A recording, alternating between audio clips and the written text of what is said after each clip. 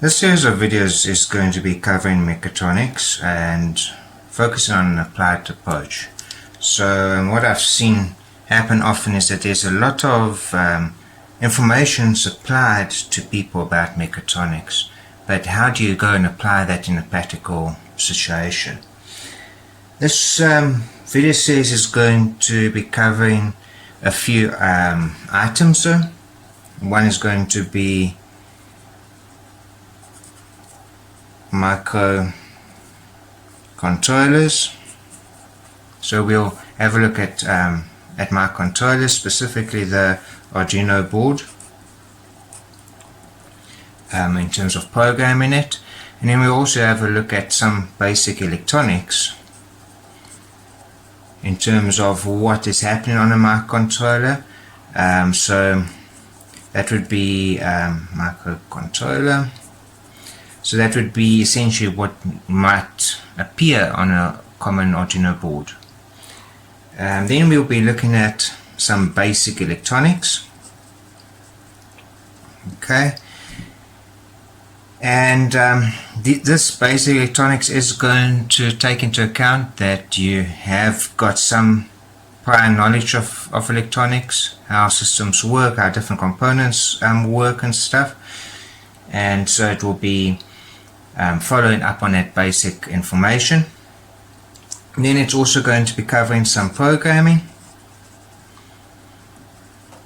in terms of programming an Arduino board. Specifically, we're going to be looking at CV AVR or Code Vision AVR, and essentially the Arduino boards have got an Atmel chipset on it, which is compatible with CV AVR. Right, and then we're going to be looking at the integration and the application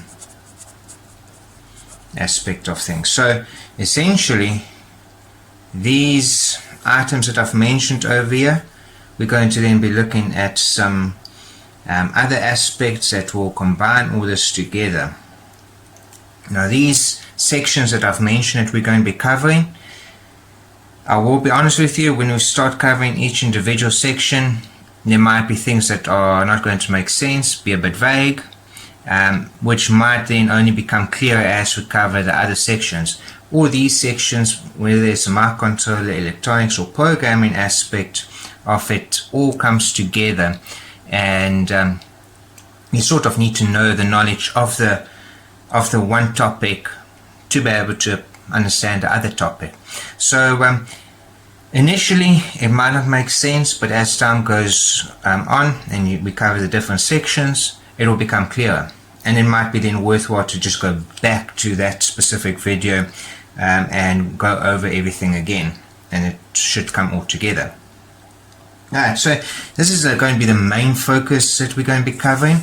We're also going to be looking at things like error checking when it comes to communicating information, and then we're also going to be looking at some artificial intelligence or AI related things. So this is a very basic breakdown of what we'll cover in this video series, so that it will give you the basic knowledge to be able to understand how everything integrates in a mechatronic system. It must be noted over here that firstly, some of the aspects that I'm going to be discussing is going to be in a way to explain to a person that might have no prior knowledge. So there might be some critics out there that's going to say, oh, this is not the exact truth. Also, yes, I do agree with you, there might be some things that are not exactly true, but it's in terms of having to understand that in a better way that I'm explaining it in that way. Also, when it comes to the programming with the CV AVR, it's going to take into account that you know some prior knowledge in terms of programming in C. So I have done a video series on programming in CH, or also as C. The first 8 videos of that series will be applicable for this course, so I'm going to be assuming you've got that knowledge as well. I've also done a series in terms of programming Arduino boards using CH. It's a three video series on the actual program in itself. So the first two videos will be considered to be something that you're familiar with, because we'll be pretty much doing similar type of things using CVR, but we are going to be using it in a more advanced method, doing similar type of commands for inputs and outputs as such. So have a look at those, get familiar with those. I will post the links to those video series in the below of this video. Okay, so now that we've looked at the basic layout of the course, the first thing I'm going to be looking at is some electronics.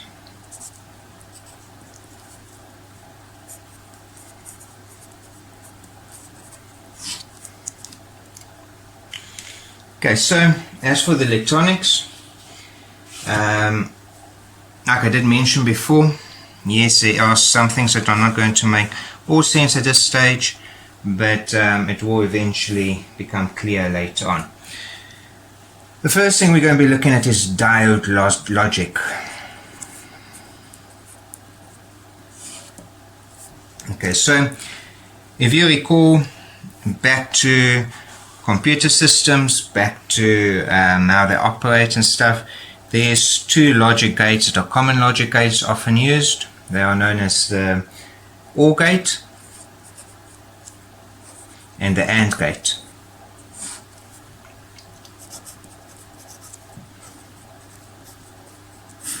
Now these two gates, I'm not going to go into detail in terms of how they work and the truth tables and stuff. I'll just go over it very briefly. But often it comes in terms of electronic systems that you want to implement these gates. It might be because we're working with voltages, we're working with logic systems, and usually these gates would appear on an IC or integrated circuit or a chip, which could be quite bulky in your electronics. And we're able to do it using essentially two diodes. Okay, so OR gate, keep in mind that the OR gate operates whenever any of the inputs is a 1, the output would be a 1. Okay, so we could have A going through a diode like this. We could have B going through a diode like that. We can join them together over there, and from there we go into our output Z. Yet we need to have some pull down resistor over there to basically dissipate any charge that there might be on that specific output. Okay, so let's have a look what would happen if we've got 5 volts applied to any of these inputs. Let's say A, there will be a small volt drop over here of maybe 0.6 or 0.7 volts, and it would come through and come to the output Z over there. That's the other feature of this resistor over here. It's preventing that you've got essentially 5 volts shorting directly with ground as well. Okay, so the resistors you can use are around about 1 kilo ohm, 10 kilo ohm. That type of range would be acceptable values to use. Again, if A or A and B should be 1s, or in this case whether only B should be a 1, the output will always be 1. If both of these should be 0, then that means there's going to be no voltage over here, which means that there will be no voltage appearing on the output over here. So that represents our OR gate. The AND gate appears very similar. So we can have our input A over there, but we turn the direction of the diode.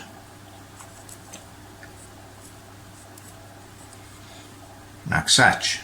Okay, we join it over there again. We go to our output Z over there, and we've got a pull up resistor to plus 5 volts. Okay, so remember with the AND gate, we have to have that both inputs must be equal to a 1 for the output to be a 1. Okay, so if we look at this, if A should be a 0, it's going to mean that there's going to be a volt drop across this resistor, and that's going to mean that we're going to probably have a voltage over here of around about 0.6, 0.7 volts, which will be considered as 0. Okay, so if B should be a 0 as well, the same situation should happen. Even if A is 1, has got 5 volts on it, and B's got 0 volts on it, the same scenario will happen. There will be still a current flowing through, and it will appear as a 0 over here. Yet if both of those inputs are 1, means that there won't be a volt drop happening over here, and there will be very little current going through this resistor. So, because it's a very low volt drop happening, their output would appear as 1. So these two configurations are quite useful to use in electronics, especially when it comes to microcontrollers, because we often need to do some OR gate or AND gate scenario and try and sort of minimize the electronics. It might be size that could be crucial to you, and so we're able to use these diodes for these specific logic gates.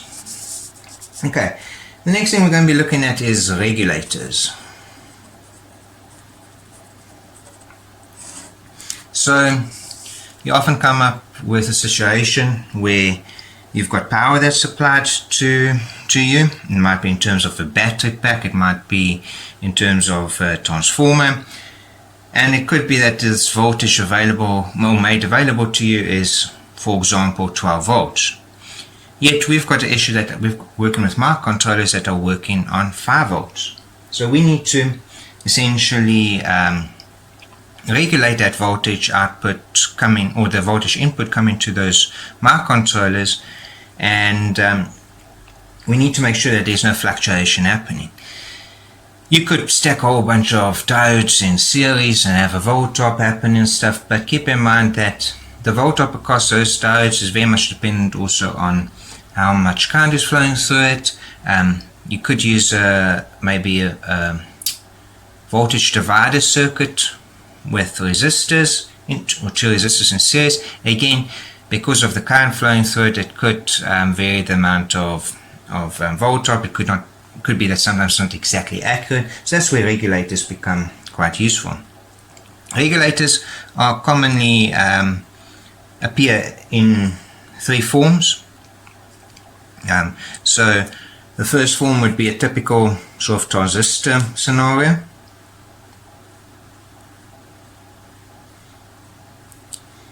So you might be familiar with small black transistors that are commonly seen in this type of fashion, but rounded on the one side with 3 legs coming out. These would often give you around about 100 milliamps of current. Then you get another voltage regulator. It appears to be more of a square base one, such as this, protruding a little bit, and this is commonly on a piece of metal with a circle over there, and it's got 3 legs coming out of that. So these are generally around about 1 amp of current that you can supply, and it's got this metal part over here, so you're able to clamp it onto or at least fasten it onto a heatsink. So it could get quite hot for these specific currents and having to regulate that power, and so a heatsink does allow the dissipation of that heat, and you can also attach to the heatsink, for example, a fan to help with the cooling of that process. And then you get another one, which is known as your can type of regulator.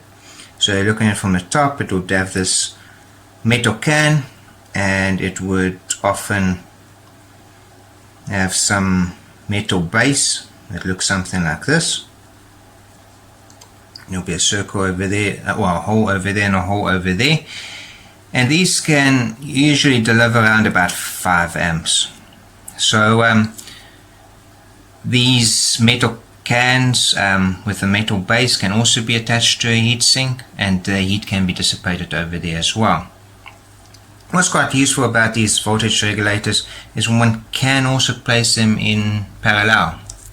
So if you've got a number of items you need to draw current from, you could place them in parallel. What I would normally do is on the output of each of each regulator, I'll just place a diode over there, so that at least there's no interference between them, and so that you can actually supply a little bit more power. So if you need two of these, or maybe two of these connected in parallel, it is possible. Okay, so how would a circuit look for these? Well, firstly, you need to look at the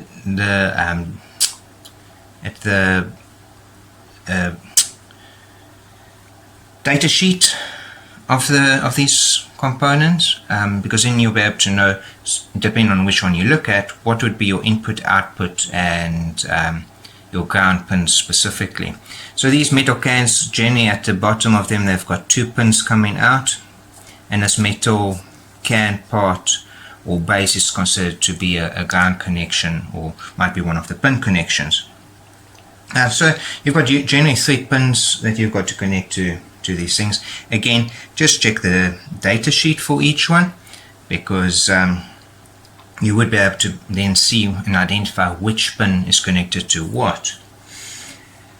So generally you've got some DC input, so it's assuming you've already gone through some voltage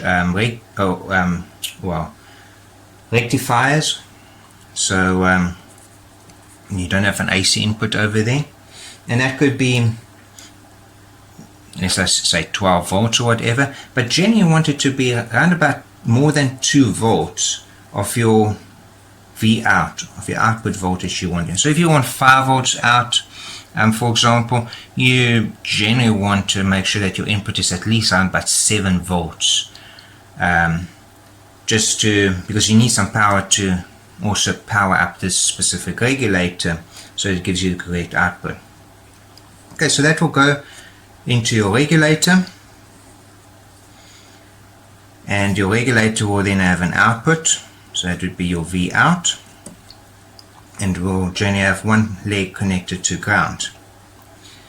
Now these regulators, because they do fluctuate with the voltage up and down, you might want to smooth it out. So generally you do have input capacitance going to ground, or even an output capacitance going to ground to smooth out that voltage.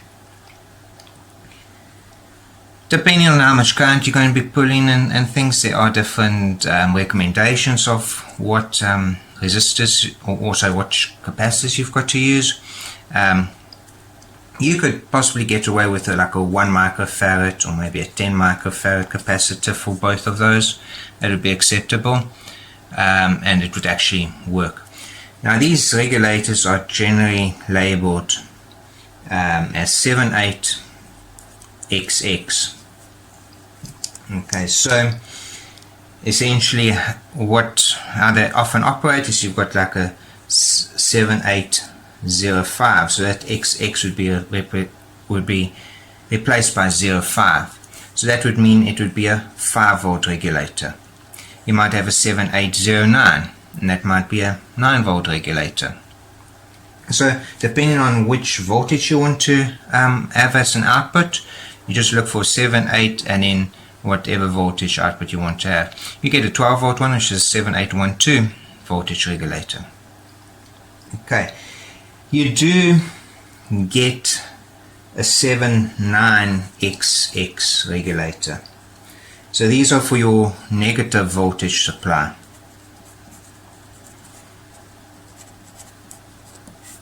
Okay, so you might find that, especially when it comes to, let's say, amplifiers as such or so, if you've got a sine wave, you obviously have your 0 volts over there, or your ground connection, so you need to have a ground. Obviously for the upper positive side of the wave, you need some positive voltage, and then you need some negative voltage over there for the negative side of the wave.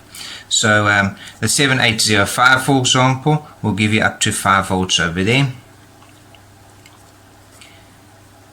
and the 7905 will then supply you with minus 5 volt, or up to a maximum minus 5 volt supply for that. But this is really used, this is more for your analog type of electronics. When it comes to using microcontrollers, we've got just a digital system. It's usually just a positive voltage like 5 volts and a ground connection that you that you're looking at. So the 79XX I mentioned over here because these regulators are sometimes used, but because they're not as commonly used, it's something I'm not even going to be discussing in this video series. You also get a voltage regulator, which is LM317. Okay, and these are often used to for variable voltage supplies. So you might want to have a it would have a very similar schematic. There's a couple of resistors that are added over here, one being a variable resistor, and you can then change the voltage with it.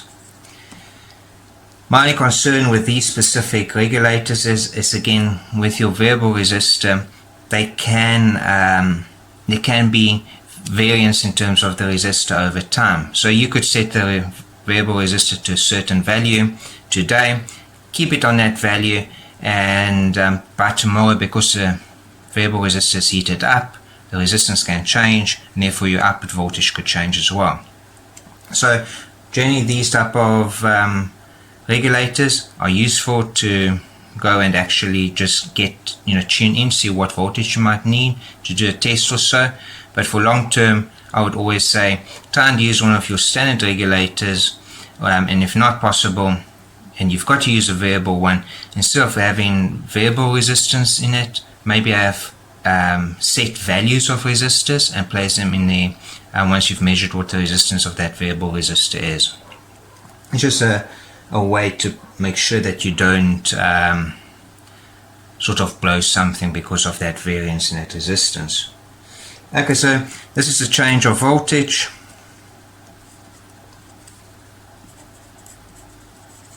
Scenario, and again it's controlled by a resistor.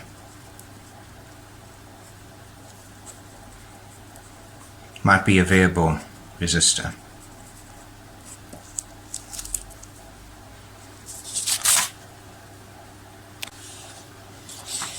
Okay, so the next thing we're going to be looking at is debouncing.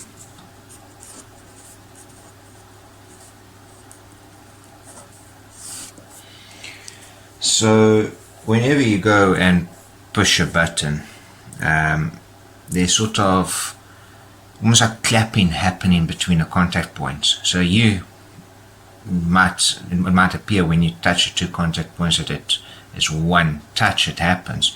But at that minute sort of view, if you had to be able to sort of look with a microscope or even with the oscilloscope in terms of the connections happening over there, it would actually appear as if it's like doing a few claps over there between the contact points.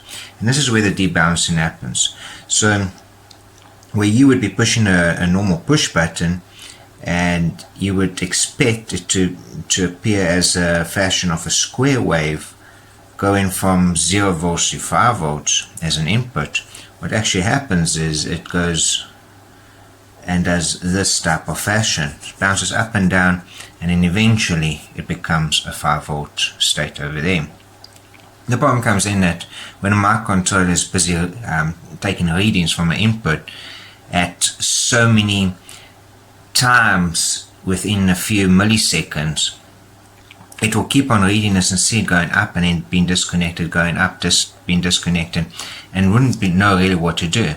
So it might look like you've pushed the buttons maybe 100 times with a single push. So essentially what you want to do is you want to prevent this from happening, and using your debouncing circuit, it would then allow for a more steady approach to go up, maybe a little bit of a delay in terms of the actual time since the push is initiated and when it is finished, but there might be still a small fluctuation, but much less, and it would be more as a 5 volts pulse. Okay, so with this debouncing, you would obviously, what would happen is sort of a low pass filter that you're essentially creating to try and filter out these waves to make it look more like a square wave. Okay, so you would have your input, which could be a 5 volt input over there, coming in, goes through some switch, for example, and then from the switch you go in through a resistor, which will be R, and that would go towards your output, or in this case it could be to an input of a microcontroller. By the way, whenever I do a drawing over here of a little thing like this with a micro next to it, the micro refers to a microcontroller, and that would be just a pin, specific pin on the microcontroller, which we will see more of later on. Okay, the other thing that we would have to need over here is a capacitor to go down towards ground. Now it's always a situation of what is the values of R and C, or the resistance and capacitance that you would have to choose. Well, the frequency is equal to 1 over 2 pi tau, which is equal to 1 over 2 pi RC. Okay, so using this formula, we are able to say that tau, which is your time interval, is equal to RC. Right, now you might go and say, okay, you know what, I'm going to go and use just go and select some capacitor value or even some resistor value. I've got maybe a 1K resistor with me. What's it going to then, and I'll just do the calculation to the get the capacitance value. The problem comes in is that you've got probably more variety of resistor values available compared to capacitance values. So, and we'll have a look at it in an example over here. So let's say you might be going and saying, well, okay, taking all this into account, let's have a look at what capacitance we might have available. Okay, and you might say, well, oh, you know what, I've got a capacitance which is equal to 100 microfarad. This is quite a reasonable value that you could have available in stock. Okay, so if this is the case, then therefore tau, which is equal to RC, so if this is C is 100 microfarads, and we've got tau that might be 1 second, because you might expect that a person would push a push button over there, and it would be, they won't push it more than once in an interval of 1 second. So 1 second is equal to R multiplied by 100 microfarads. Remember, microfarads is equal to times 10 to the minus 9. Okay, so that implies that R is equal to 1 second divided by 100 microfarads, and that's equal to 100 times 10 to the 6 ohms, or that would be equal to 100 mega ohms. Now 100 mega ohm resistor is something that you would probably have available in your stores.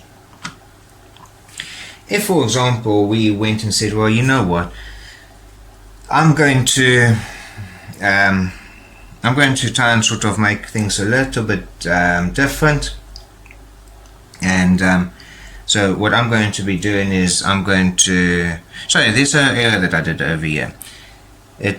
I typed in 10 microfarads instead of 100 microfarads on a calculator, so actually that would mean that that is 10 times 10 to the 6 ohms, or 10 mega ohms that you would get.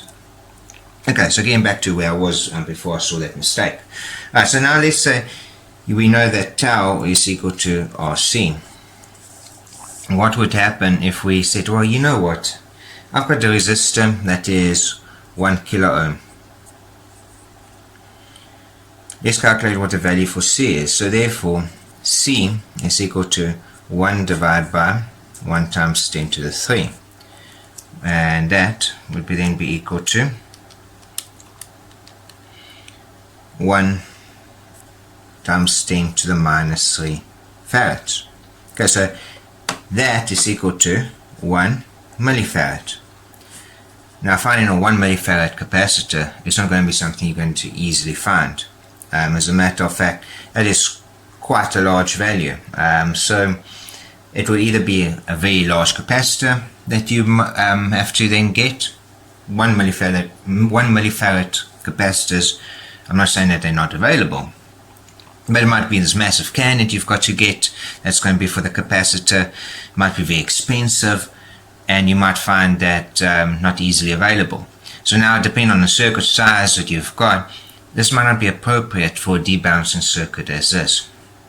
So that's the reason I'm always saying, first look at what capacitors you've got and then work back towards the resistor value. Also, if in terms of capacitance, yes, I do agree you can stack them in parallel to add more values to it, but you'll probably find that you'll be able to have more resistors available to stack in series to be able to get the desired value for your resistance compared to the capacitance value. Okay, so that's just one thing we need to keep in mind over there in terms of debalancing. The next thing we need to look at is also pull up and pull down resistors.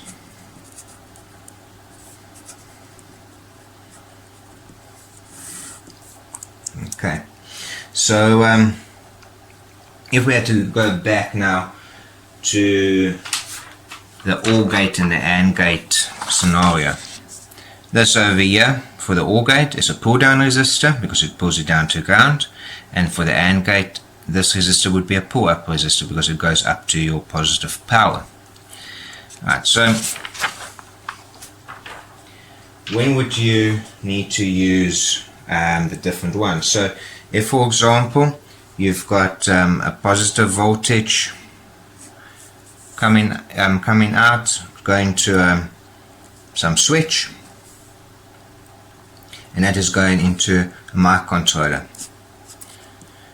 So if this was activated and then deactivated, there must still be a charge on this pin, and you want to dissipate this charge as quickly as possible so that the microcontroller can know, well, this switch is not being activated anymore. So for that you would actually then bring down a pull down resistor over there, and this value can be again around about 1 kilo ohm to around about 10 kilo ohms.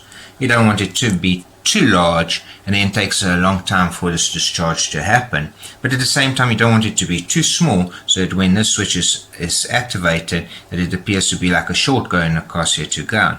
So that's why I say a range between 1 kilo ohm to 10 kilo ohms would be a reasonable amount. Okay, so this is your pull down resistor scenario. You could also have a situation where the microcontroller needs to monitor when a ground connection is activated. So that might be going from the ground through a switch coming into your microcontroller. And for that you then will need to have at least a pull-up resistor going to 5 volts. Again, same values of about 1k to 10k ohm resistance.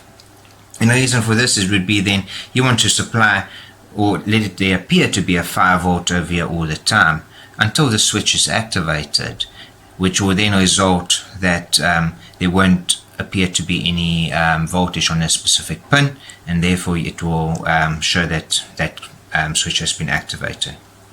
So pull down and pull up resistors are quite often used, especially for things like your light induced sensors maybe. It might be used also in different sort of sensors. There might be certain different outputs even that might need to pull up or pull down resistor. And so these type of sensors that you need to have with these resistors, the data sheet will indicate to you, please make sure that you've got this specific pull up or pull down resistor connected, and that's just to help with this discharge of any capacitance that might be on those pins.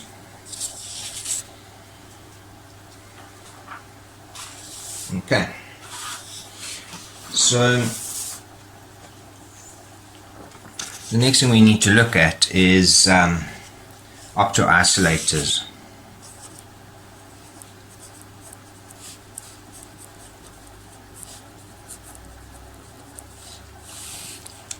So you might have a situation where you've got some high current circuitry which could possibly blow your low current circuitry or the microcontroller circuitry, and you want to try and isolate them from each other. And to do this, you need use these Opto Isolators. So there's usually two types that you can go. You can use one which is an LDR, stands for light dependent resistor. Okay, and so these Opto Isolators are usually little black boxes. Might look a little bit like an integrated circuit or an IC or a chip, and what would happen is that it would have 4 legs coming out of it. This is a general configuration, depending on which ones you get and what makes. They might have more legs coming out of it. Maybe they need to have an external power source as well. It all depends on the circuitry inside of it. Here, the basic circuitry shown over here is essentially you've got a light emitting diode inside, and this will obviously be giving off some light. That gets connected to your positive feed and to your ground. And this ground would be specifically for that side of the circuitry. It might be your high current circuitry. And then on this side, you will get a light dependent resistor, which will be connected like that. Okay, and that would allow you to then connect that into your circuitry. So how would you use this in your circuitry? Well, what you would essentially do is this light dependent resistor is you would possibly connect this to a positive rail, so a positive voltage over there, and then this would possibly go towards a microcontroller input maybe, or it could be considered as some output that you're going to be measuring, a voltage output maybe, and yet then you're going to also have a variable resistance over here, just to change, because it's going to essentially be a resistor divider circuitry or voltage divider circuitry. Okay, so you would have a variable resistor over here. You might actually want to just have a small resistor over here, and I'm making it a small lowercase r over there, and the reason being that if this resistor should go down to 0 and there's a 0 resistance across there, you don't want the full voltage necessarily to come across there, and therefore have such a almost like a short happening. So for that reason, you've got a small resistance over here in series just to compensate for that. And then by adjusting this, you can actually tune it in and calibrate to be able to get certain voltages on this, as you would do with a voltage divider circuit. Okay, the other type of Opto Isolator that you might come across would be in terms of an infrared or IR type of one. Okay, and so this would generally be a very similar type of situation. You would have your positive voltage coming in over there. It will probably go through some resistor over here. I should have maybe also had some resistor over there just to protect this diode from blowing, and then that would come into your Opto Isolator, but this would be an infrared LED that you would have appearing over there. Okay, so now keep in mind that this ground and that ground are two separate grounds, so circuits are completely separate from each other, even in terms of the ground. Okay, so your infrared Opto Insulator would appear again also in some little unique integrated circuit box, and there will be some transistor over here. So this transistor would then be made available to 2 pins that are coming out on the other side. Okay, so we will have a look now very shortly in terms of how we would go and connect these transistors, but it would essentially be a transistor in the circuitry that would be used to as a protection circuit. So it could be used, you might not have necessarily an input over here from a microcontroller, but it would be in terms of the light. So let's look at a basic circuit for that. And while we are busy with it, we'll go into more details of using transistors as a protection circuit. If you wanted to have this to be in sync with things, you might use a circuit that will appear something like this. So you take that to ground. This point over here, you might put that going through some resistor value, and that will go then to your positive voltage as well. And then over here you would then go, and that would be your output reading. So that might go to a microcontroller, for example, and you would monitor when that is a high or low. In this specific case, this is for inverted signal. So in other words, if this signal should be activated, this would be deactivated. You could also have a scenario where it would be very similar to this case. Again, we've got that transistor over there. Okay, and you might have coming over here some resistor coming to ground. And over here you're going to go to your positive voltage, and then here at the emitter we will then connect that. That might be our V out that we'll be monitoring. So that will be connected again to some microcontroller pin which we will monitor. In this type of scenario it would be in sync. So if the LED should be activated over there, we would actually read the voltage coming out over here.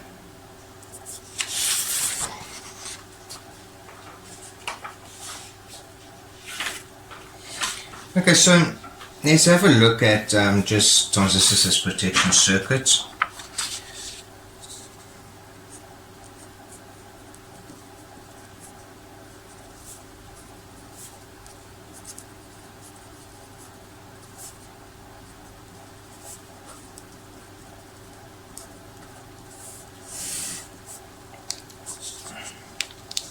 Okay, so very similar as I mentioned before, you might have some positive voltage that going through some switch. It could be a switch that's like a push button, a switch that gets activated. It could be maybe some other sensor that's giving some output, but you want to make sure that there's some protection between your sensor and your circuitry. Somewhere, a typical place where I used this before would be when I bought a weather station. I've got the sensors that are up on the roof to measure the wind direction, for example, or maybe the speed of the wind, and that would give you pulses coming down to the weather station. So to protect the weather station as much as possible, I had these transistors. It would be as much protection circuit. The problem came in that the idea was that if lightning should strike, at least my circuit will be protected. In theory that is the case, but with lightning strikes the currents are so high it would probably jump over these transistors and blow the circuit anyway. Yet you're looking at high currents above your normal few milliamps that you're working with. It might be maybe 10 amps of current that's in the one part of the circuit that you want to protect from the rest. Okay, so from the switch you would then go through some resistor. You will have your transistor over there. You would have another resistor going to the positive point over there, and this emitter will then go to ground, and then you would have your output over there. Okay, so this will be your RB and it will be your RC. How would you calculate these values for RB and RC? Well, RB, or your base resistance, is equal to, let's say we've got 5 volts coming in over there. That would be 5 volts minus the 0.7 volt drop over there over the transistor base emitter, so that's minus 0.7, divided by some current that we're going to be experiencing coming through there. Or you might say, that's going to be 1 milliamp. Okay, so once we do that calculation, we find that the resistance is equal to 4.3 kilo ohms. Well, that's equal to 4K3 as well. You might see that as a typical representation of 4.3 kilo ohms. Okay, so that is our base resistance. How do you calculate your collector resistance? Well, essentially what you would do is you would consider that, and again, you've got to look at a data sheet for these transistors to get the exact values, but there's generally 1 to 2 volt drop across the collector emitter of the transistors. So essentially RC will be equal to, let's say this is maybe plus 12 volts, so it'll be 12 minus around about 2 volts, which is a volt drop coming across over there, divided by IC, that's the current in the collector. Now what is the current in the collector? So something we've got to also look at is that transistors have got an amplification value, which is referred to often as a K value. Okay, and this K value, it could be anything between around about 30 for your large transistors, that would be for your big audio amplifying transistors type of thing. It could go up to around about 100. That's a common value that we have for the small transistors that we often use. This K value can also go up to around about 200. It all depends on the specific transistor being used, and yet we will usually come across that K would be equal to around about 100. That would be the common value that we would often work with. Okay, so keeping this in mind, we will now say, okay, well, IC is equal to K multiplied by IB. Okay, so this is a common equation that we know. There's a relationship between your current of your base and the current of your emitter. By the way, we also assume that IC, the current in the collector, is roughly equal to IE, the current in the emitter. Okay, so therefore the value for IC would be roughly equal to 100 multiplied by IB. Okay, and in this case, like I said, we were looking at maybe 1 milliamp, so that would be 1 times 10 to the minus 3, and that's equal to 1 times 10 to the minus 3 multiplied by 100 is equal to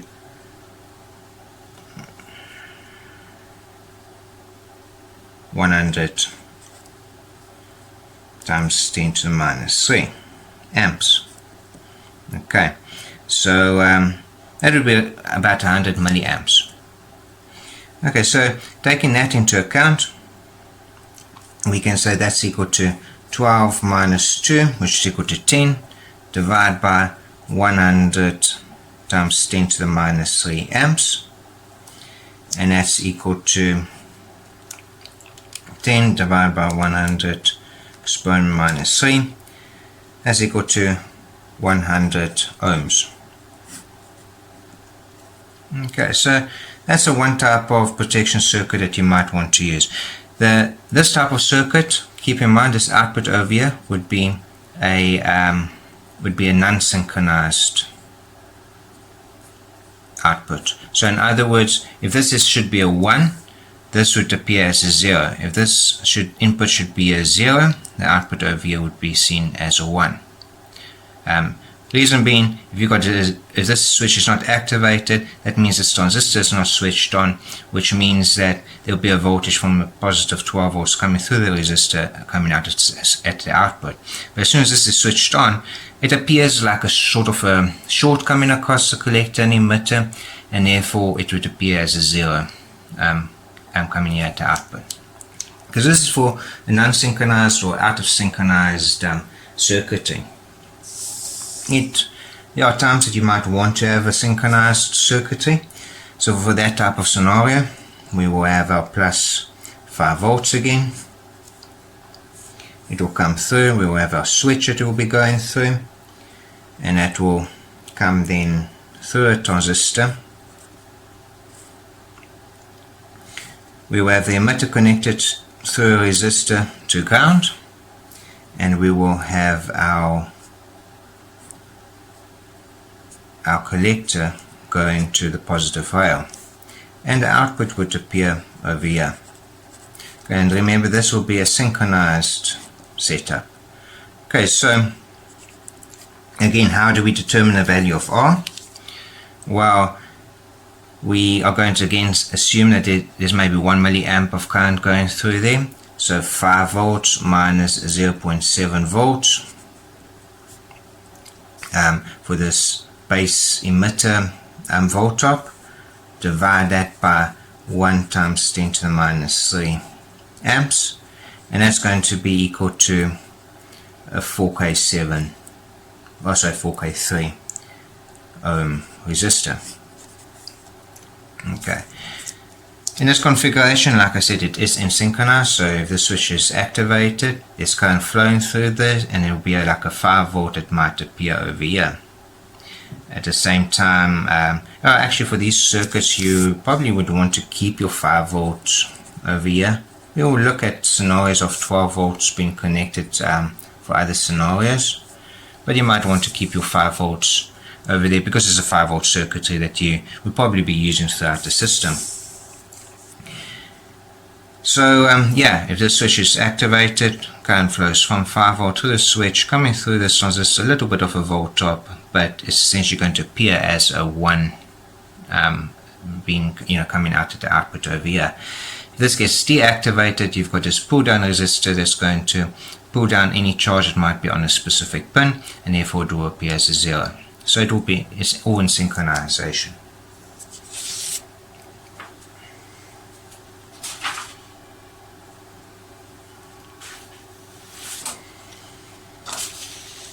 Okay, we have looked a little bit at transistor amplification.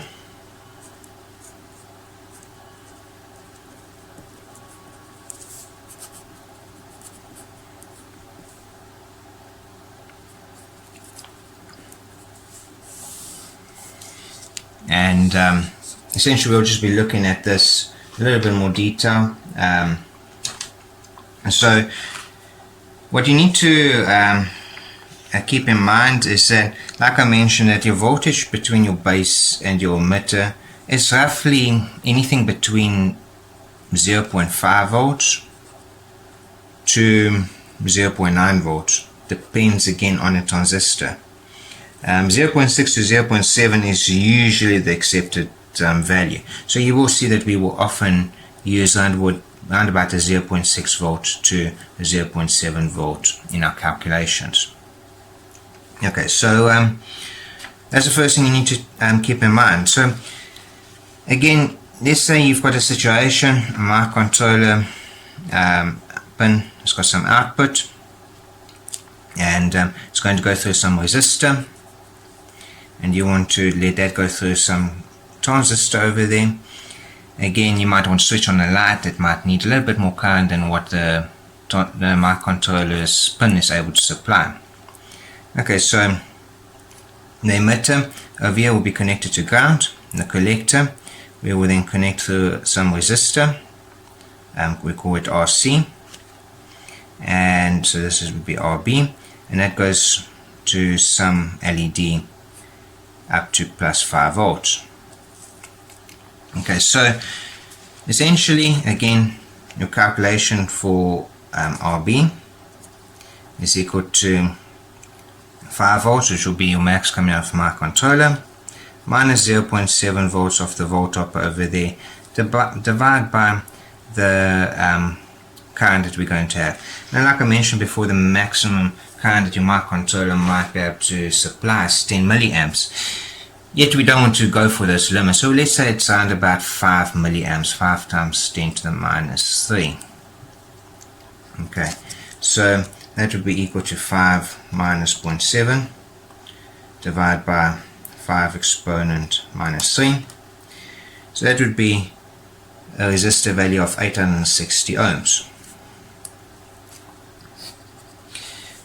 Okay, so remember that your IC, or your current in your collector, is roughly equal to K multiplied by IB.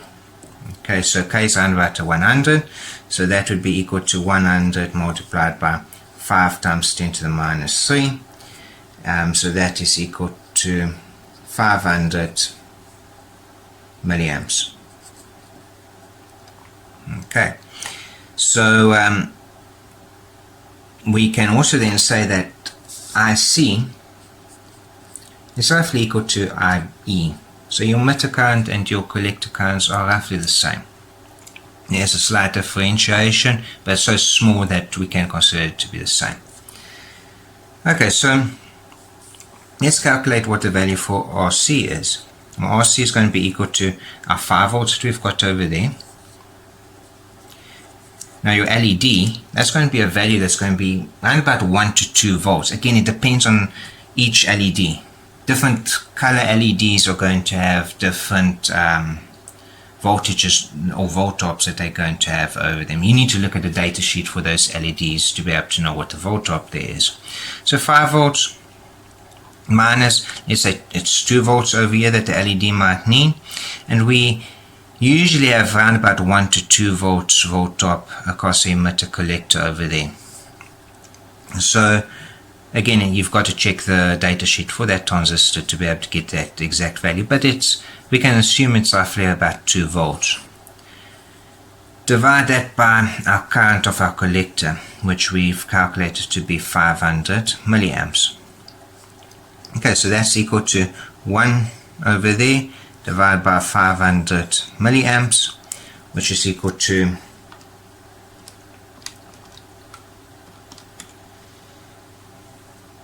2. So that's going to be a value of 2 ohms. Now 2 ohms is very small, so you might be able to get away in this specific scenario in terms of the resistance over there.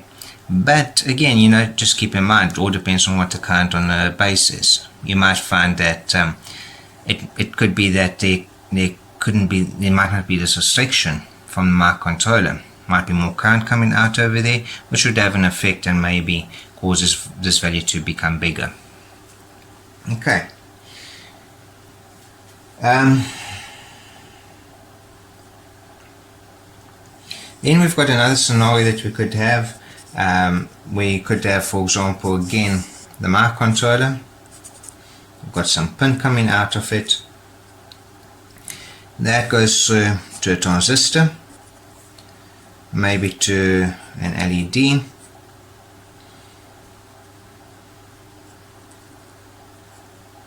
to ground, and then your collector goes straight to your plus 5 volts.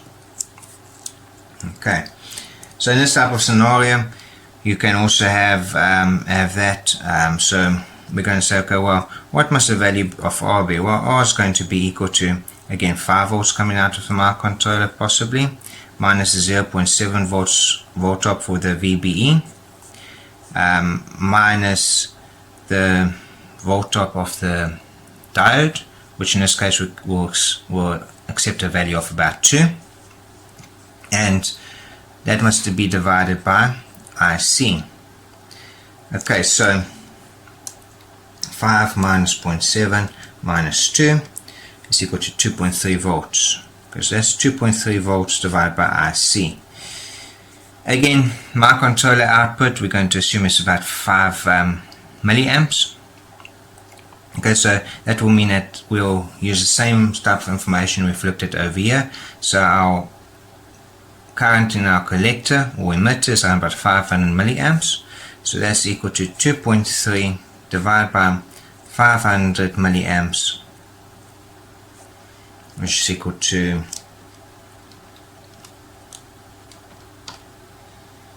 4.6 ohms. Okay, again, it might be a very small amount, but it all depends on the current that you have. Again, you might have a high current coming out over there. So this is the typical procedure you would do in terms of your calculations for these transistor amplifications. Okay, we've got to also look at another type of connection that's quite common with transistors, and that is in the case of relays and solenoids.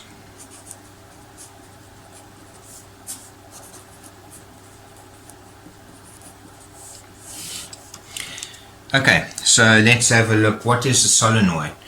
Well, a solenoid is a coil which, when it gets activated, creates a magnetic field, and essentially these solenoids are typically found like in your car central locking system. So whenever you push a button to lock your smart cars that are out there, it will create this electric field and it will suck in the pin that would be used to open up the door, and it would lock the car.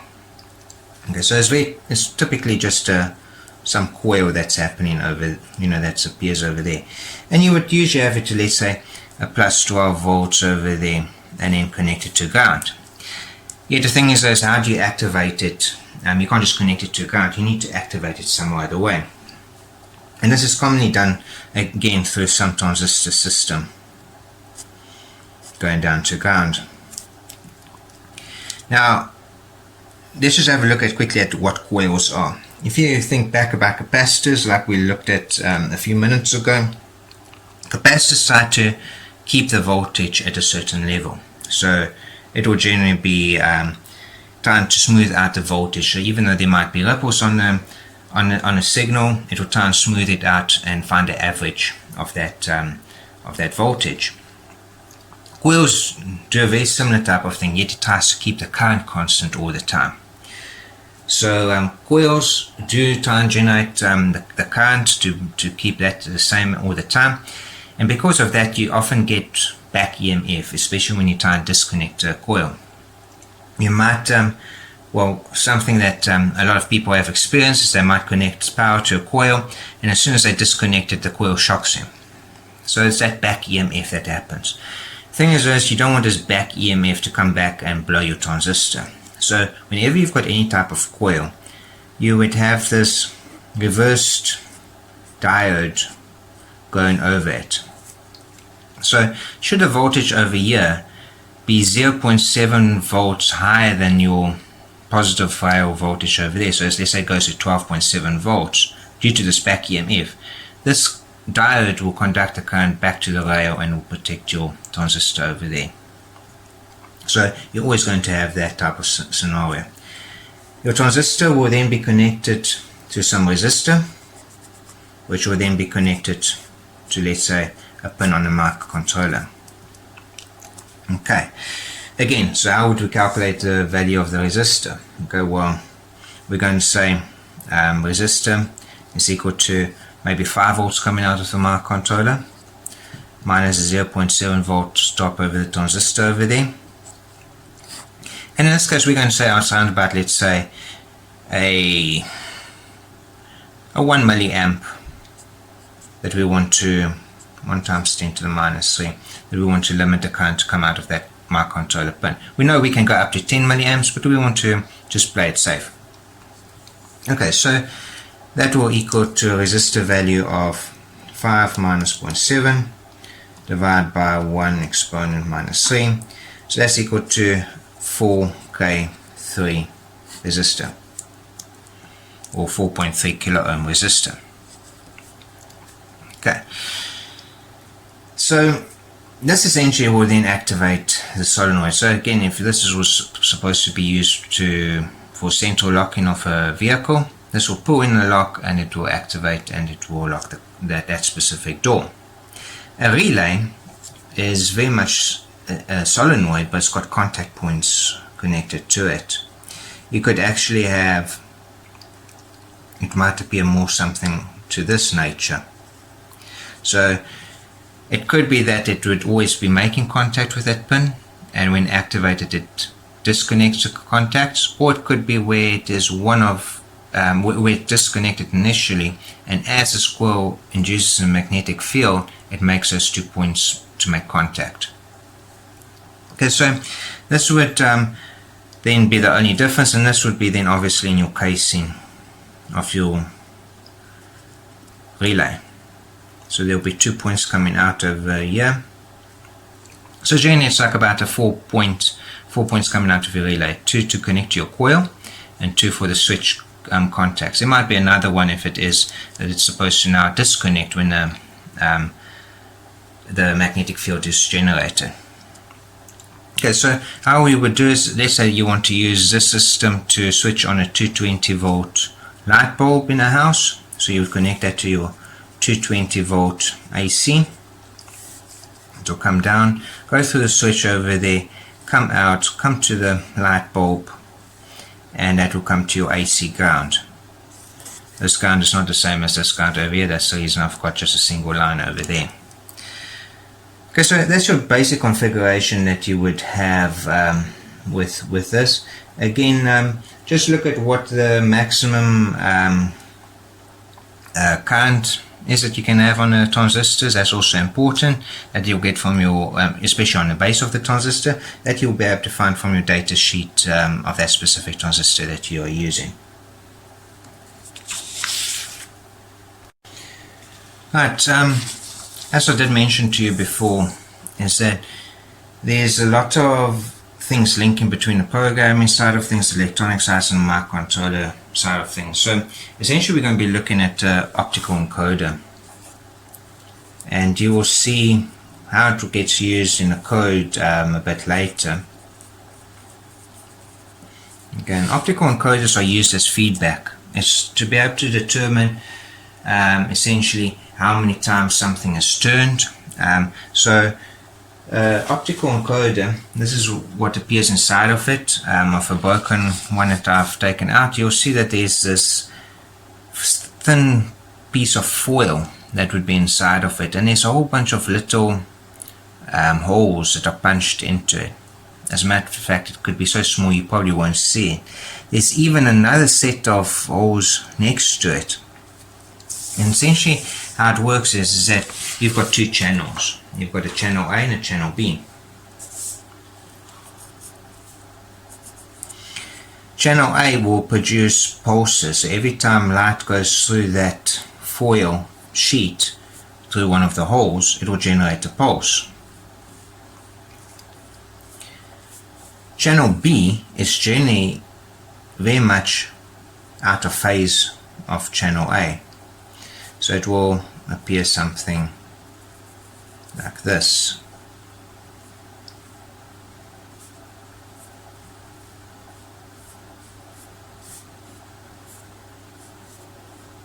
Okay, and so the reason for this is to determine which direction the optical encoder is turning. If the optical encoder should be turning in a direction that we are moving towards the right with the pulses, so every time channel A should produce a positive pulse, it will go and check what is channel B. In this case, channel B would be 0, so it will know it's going in one direction. Comes again, gets a positive pulse, goes and sees, okay, what is channel B? Channel B at that specific point is a 0. So it will know it's busy turning, let's say, in a clockwise direction. Yet, what happens if we should be going in the opposite direction, in an anti-clockwise direction? Okay, so again, you would find that channel A would come, it will, as soon as it sees a positive rise in the pulse, it will check what channel B is. In this case, channel B would be a 1. And then we'll get to the next pulse, and we'll check over there what is channel B, and we'll see it's a 1. So in this way, you'll be able to identify it's going in the anti-clockwise direction. So what you generally want to do is these encoders, you will connect them to external interrupts, which we'll have a look a bit later when we look at microcontrollers. And essentially with these external interrupts, we want to monitor how much the encoder is turning towards the left or to the right. And then obviously we can use timers, which will allow us to time the intervals of these pulses, and we're able to see the speed that these pulses are happening. So this all essentially takes into account the speed of this disc that might be turning. Again, I've cut off the disc over there because it did break over there, but it is a full circular disc that you would see happening for optical encoder. Okay, so like I mentioned, there is we will be looking at it in more detail. You generally get two types of optical encoders. Optical encoders might appear something in this fashion, very much like a U-shape type of component or device, protruding out a little bit, and it would have some hole inside of it. So there will be channel A, channel B. You might have a positive connection and you might have a ground connection that you need to take into account. And what you would do is you would, let's say, take a motor shaft. You connect a motor shaft inside of this hole, and it would have a location where there would be a little grub screw. You can fasten this silver foil disc onto this shaft, and then you'll be able to see the speed of the motor and be able to calculate that. The problem comes in is that when this shaft goes inside of here, if it should rotate, and so this encoder could be, for example, mounted onto some frame that you've got or so, and when you've got this motor over here and that shaft is not exactly centered, what's going to cause it to happen is there's going to be some fluctuation going up and down. When this happens, this foil disc inside then hits the sides of this plastic container, bends and breaks, and that's what happened to this specific example of this foil that I've got over here. It got damaged because of that same scenario. This foil was pushed up and down, it pushed against the side, and it actually cracked it. So you want to prevent to use these type of encoders. You get another type of encoder which appears very similar, so it might also have this dome shape,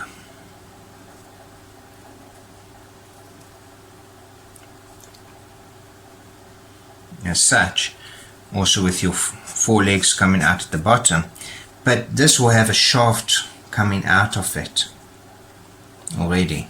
Okay, so this shaft is now epoxied in terms of position with a bearing over there, and you won't find that there will be any fluctuation happening. So now when you get a motor, you're able to take the motor shaft, bring it, so this might be your motor that you've got, bring it in line with this shaft coming out of the encoder, and then have some coupling device that you would join the two shafts together. Obviously the coupling device would allow some motion to happen in it and prevent any damage from happening. So if it is a little bit misaligned, it's still going to be able to read how many pulses is happening and how many turns is happening. Okay, so these optical encoders are very useful for feedback control. We'll also be looking at feedback control in terms of PID control, that's proportional, integral and derivative feedback control systems. I'm just mentioning it over here so that when we do get to encoders, you are familiar with what it is and how they operate. Again, your encoder does not have to be this shape. You do sometimes get them that they appear to be just like a motor, with 4 wires coming out of it or more, depending on how many channels you've got. You could have A, B and C channels. So it all depends on what application you're going to be using for, but make sure whatever encoder you use has got some shaft coming out of it. Okay, then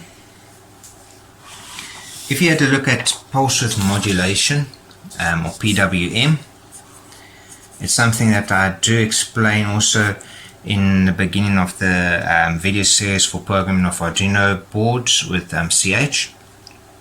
It's essentially fluctuating pulses in such a way that you get different output voltages, and this is often used to control the speed of motors.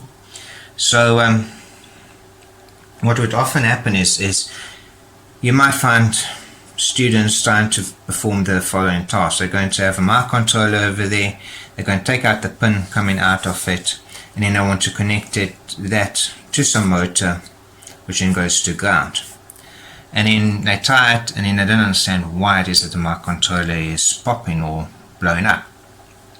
The reason being, remember what I said, is the microcontroller can output only 10 milliamps. That's the maximum restriction that these microcontrollers usually have. Your motor usually draws at least around about 1 amp.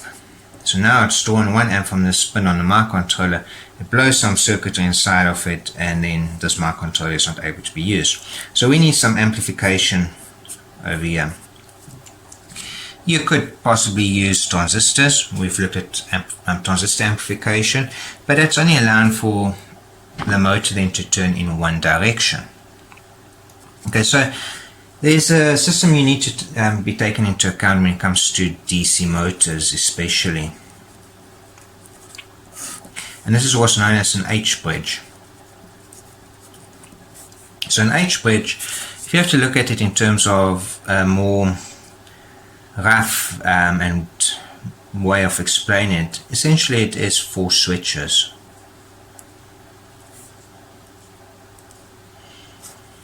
So you've got 2 switches over there, 2 switches over there, and they are joined together over there, and you've got your motor here in the center. This then comes down to ground, and this goes up to the positive voltage, like that. Okay, so if you should go and these 2 switches are linked up with each other, while these 2 switches are linked up with each other. So for that sake, I'm going to call this, let's say, switch 1 and switch 1, and that will be switch 2 and that will be switch 2. So switch 2, the 2 switch 2s would be activated at the same time, and the 2 switch 1s would be activated at the same time. So if switches 1 should be activated, you'll have current flowing from the positive terminal through the switch, through the motor in this direction, which will then go through this switch up to ground. That will make the motor turn in one direction. Yet if you've got switches 2 activated, the current will flow from the positive terminal through switch 2 down in the opposite direction of the motor, down this switch 2 all the way to ground, and that will make the motor turn in the opposite direction. Because now in this illustration I've got these switches as sort of toggle switches type of, or maybe push buttons, yet in reality it would probably be some type of transistor configuration or MOSFET configuration. Okay, so what you want to do is you want to always have some or other motor driver connected between your microcontroller and your motor. Now when you're looking at DC motors, there's usually this type of scenario that would happen. So you would have your microcontroller, you have 2 pins. One pin will be a PWM pin, that will be controlling the speed of the motor. The other one would be a direction pin, that would be just a normal output pin on the microcontroller. These 2 connections will then be connected to your motor driver. It could be an H bridge as in this scenario.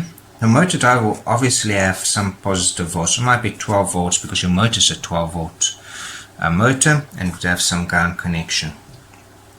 And then you will have your motor being connected with 2 wires over there. And essentially this motor driver will have this H bridge configuration inside of it. Essentially what it does is it monitors PWM to make the motor go a certain speed. Yet if this direction pin is a 1, it will allow the motor to go in one direction. If this direction pin is a 0 volts on it, it will make the motor go in the opposite direction. So that's how you control it. So one thing to keep in mind, make sure that the motor driver current that it can supply the motor is much higher than what the maximum current is that the motor will be. So let's say you've got a motor, it's got a torque current. So that would be a current when the motor is almost still of 20 amps. My advice is get a motor driver that's able to supply. So this could be in terms of a H-bridge motor driver. It could be, if this is a stepper motor for example, you also will need a motor driver. Make sure that it's able to supply more than 20 amps. You're going to find the shops are going to try and sell you motor drivers, H-bridges or stepper motor drivers, and tell you, oh, 10 amp one is going to be fine, you're never going to get to the 20 amp.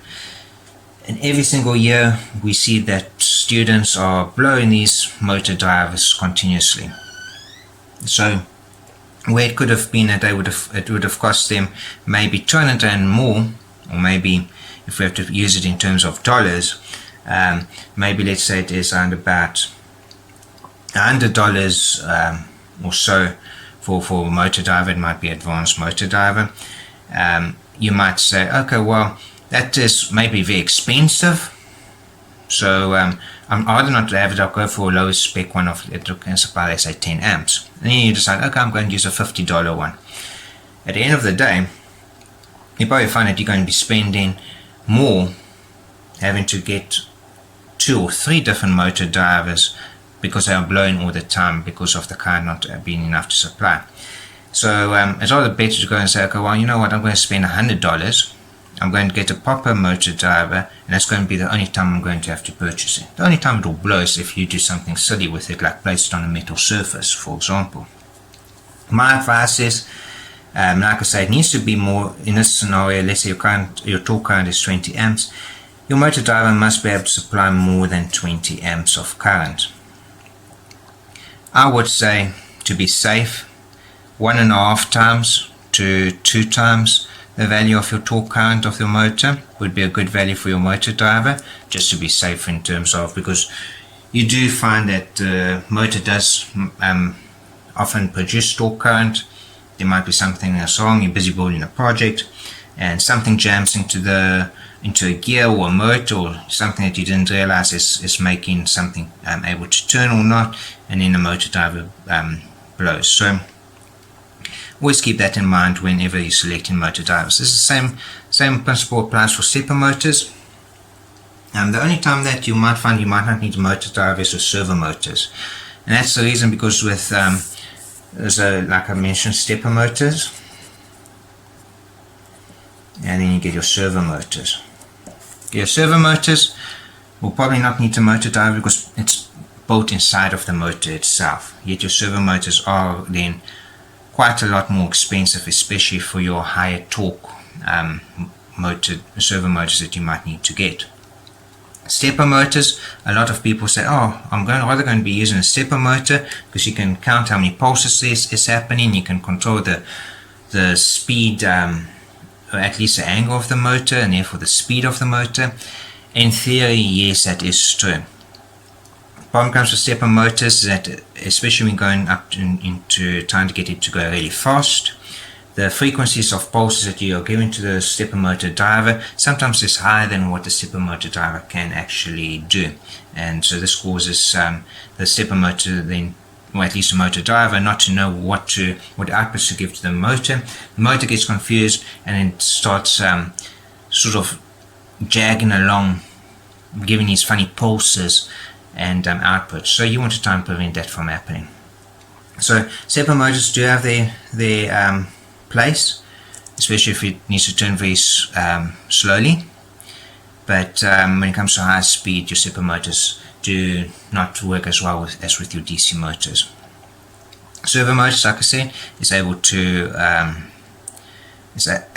you don't need your motor drivers, but it's got that all built inside. Something else just to mention over here, when we look at the programming side of things, if you do want to change your direction from the one direction to the other direction by changing the pin over here from a 1 to a 0 or 0 to a 1, before you do that change, have some delay, maybe 500 milliseconds before you do the change over there. So stop the motor, have a delay, and then make the change, and then let the motor turn. The reason for that is that, again, there is some back EMF that comes off the motor, especially if there's a sudden change in direction, and this will cause that your motor drivers will blow. The longer you're able to actually have that delay, if you can have a delay of 1 second or so for that back EMF to first discharge before and after the motor has stopped, it will be even better. So we will look at probably that more in the programming side of things. Yet keep in mind, this is just a more application type of thing to keep in mind, because in the programming we will be looking at how to activate your, let's say, your direction pin from 1 to 0, 0 to a 1, or how to change the values of your PWM. We might not actually be looking at the delays that in between, but keep that in mind when you do apply this to your motors and when you want to do your programming. Okay. Then just another thing I'm going to be looking at, again, this will make more sense once we get to the microcontroller and all the different configurations of the microcontroller. The microcontroller's got a transmit and a receive pin. So if you watch the videos of programming Arduino with CH, you will see me indicating the transmit and receive pins. That would be TX for transmit and RX for receive. So these pins are often what's called the UART. It's a serial communication protocol between Arduino boards or different microcontrollers that you could use. So UART is often used to transmit and receive. If you have got two microcontrollers or two Arduino boards that need to communicate with each other, this is often done because one board might be able to focus on, let's say, getting sensor input, transmit it to the other board, which might be more focused in terms of controlling the motors. Because remember, you've got limited space between the microcontrollers. So if you've got microcontroller 1 over here, and you've got microcontroller 2 over there, which will also have a TX and a RX pin on it, you could communicate with them by simply going and having the TX connected to the other one's RX, so the transmission is going to connect to the other one's receiver, and vice versa. And we'll be able to communicate with each other. Okay, the point comes in is that what happens when you want to connect microcontroller to a computer? Okay, so you've got a microcontroller over here. It's got its TX pin over there, its RX pin over there, and you want to connect it to some computer. So this could be your personal computer, it could be your laptop. The thing is though, is you can't connect your UART wires directly to your computer. And so to be able to overcome this issue, you've got two different type of connections that are on your computer. It's either a USB, which is in terms of the new type of computers that have them, or otherwise it could be an RS-232 connector. RS-232 connector is generally a 9-pin connection. It's what's known as a D-type connection. There's 5 pins on the top and 4 pins at the bottom. Right, so you generally it's pin 2 and 3. And 3, which is your transmission and receiving pin. Again, just you need to look at the data sheet to know which one is which over there. And then pin 5 is usually your ground connection for these type of RS-232 connections. Your USB, you've got essentially 4 wires over there. It's your power, your ground, and then transmit and receive connection. Problem comes with the RS-232 and the USB is that both of them are using different protocols and therefore different voltages even for the communication of. So if you've got a pulse coming out of your UART over here, which is let's say a 5-volt pulse, the RS-232 might need a 12-volt pulse, and actually, as a matter of fact, it might be even inverted.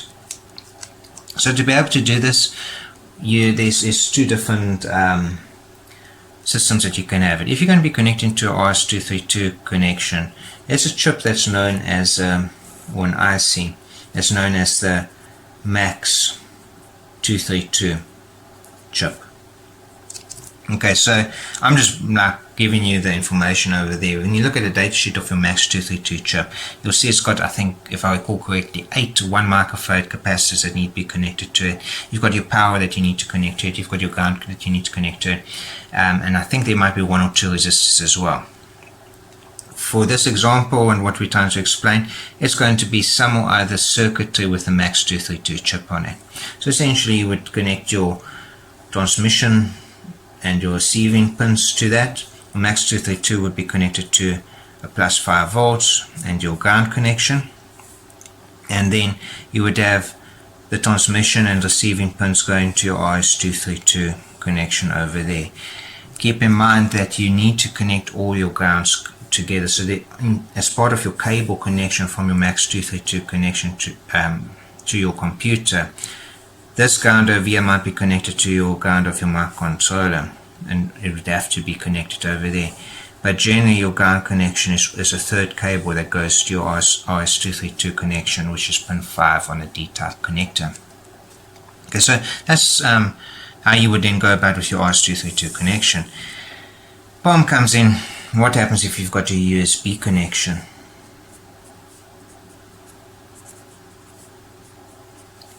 Okay, so this is your microcontroller, and you've got your USB connection over here.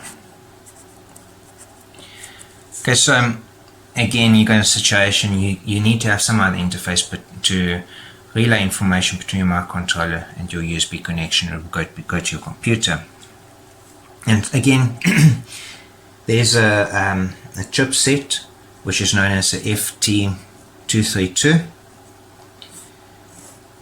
It's generally a chip that is a surface mount chip that gets soldered on. You get these boards already built for you and stuff, so you don't need to go and solder these chips onto it, which is probably a better idea because you know everything is connected in place and stuff. And if you look in terms of having to purchase a chip on its own compared to a board that's available already built, you'll probably find that the chip on its own is costing more than a built up board.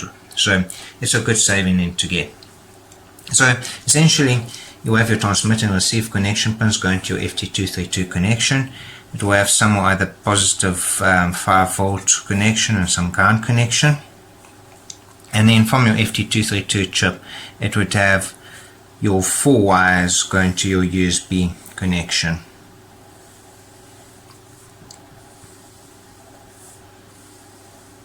That being one being ground, one being your RX, other one being your TX, and then your positive voltage going to your USB connection. Generally, these would be just 4 pins coming out, or might also have already the cable connected to the USB. You wouldn't have to actually solder it on necessarily. It all depends on the board and the manufacturer of it. So these are just things to keep in mind when you want to communicate between microcontrollers or your computer and your microcontroller, of what you need to use when, and the different chipsets that you would have to use to be able to translate and relay information whenever transmitting or receiving data.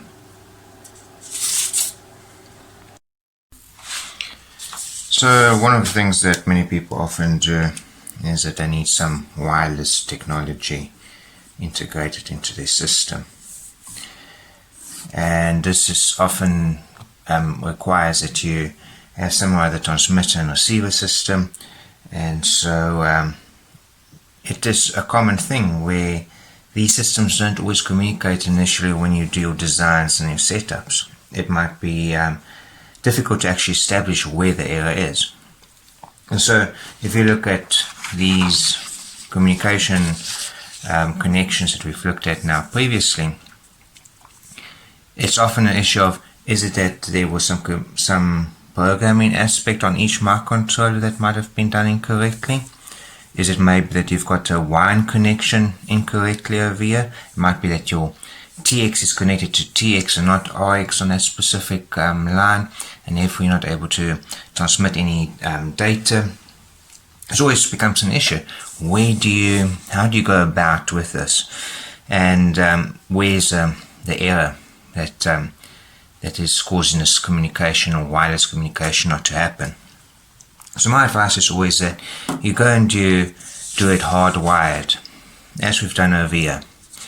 And once you get this working, and you know that each of these different parts are connected correctly, the programming code is working, and you're able to send data to the computer or to another device, then you know at least that eliminates two aspects that could be causing problems as your programming and your electronic wiring. So once you got that all working, then essentially all that you do is you can just go and cut these wires as such. So when you cut these wires, then essentially that is where you place your wireless transmitting devices. So in terms of simplicity, I'm going to now say we've got a device 1 and a device 2. And so these are our two devices. It could be your computer, it could be your microcontroller, whichever way you look at it.